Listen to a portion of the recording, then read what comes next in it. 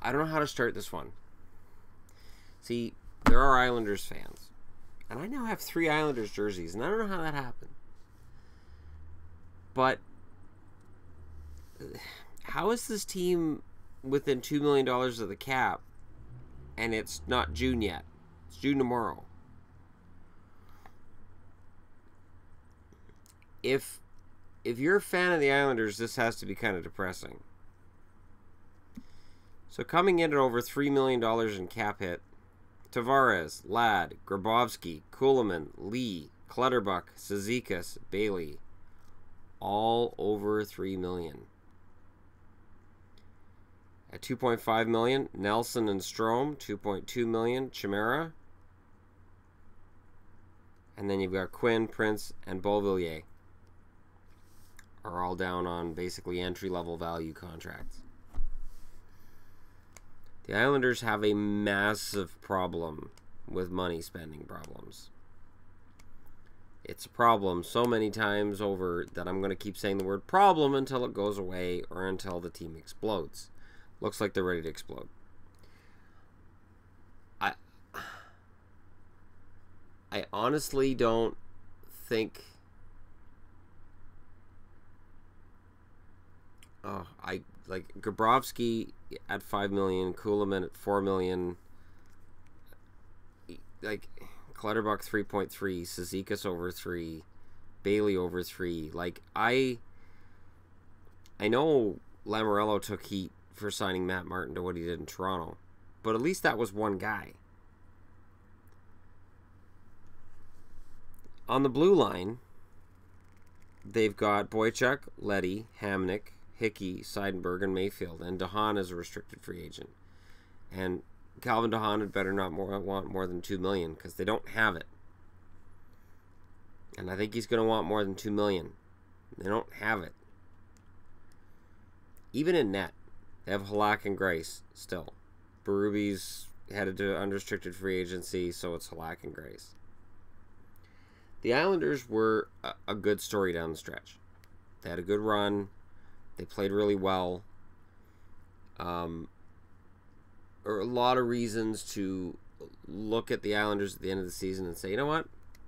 Next year, these guys are probably going to get back to the playoffs. I don't know. I don't know if I look at this lineup right now. And the problem is, the elephant in the room is the Tavares deal. John Tavares has to be looking at this roster and looking at what his teammates are getting paid and looking around the league at how the other salary structures work. And he has to be saying, so players here get what they want. Okay. And he can ask for big money and Garceau will just give it to him. Because it's what Garceau does. He just gives guys money. But if you're a cap team, you should at least have some sort of success in the past or present, recent past. And the Islanders don't. And I'm not sure how I feel about that. Because it would be nice to see the Islanders turn it around. It would be nice to see the Islanders get their act together and formulate some sort of a plan in terms of moving up in the standings. The Islanders have been floundering for decades now. And they don't seem to get any higher than respectable. Well, they're respectable. And then it falls apart again. Doug Weight as coach is going to help. But there's some overpaid guys here. Some overpaid guys who don't score. And when you have forwards who don't score and they're making a ton of cap, that is a problem. That is a large problem. And I don't know what you can do. Now, Snow could probably talk Vegas into picking one of these guys up. One isn't going to do it. Let's just say Clutterbuck. Let's just say Vegas takes Clutterbuck. $3 million plus. They have $5 million under the cap for next year. You want to improve. You want to make your team better. Get back into the mix for the playoffs right off the bat next year. You can't do it as this team is currently put together.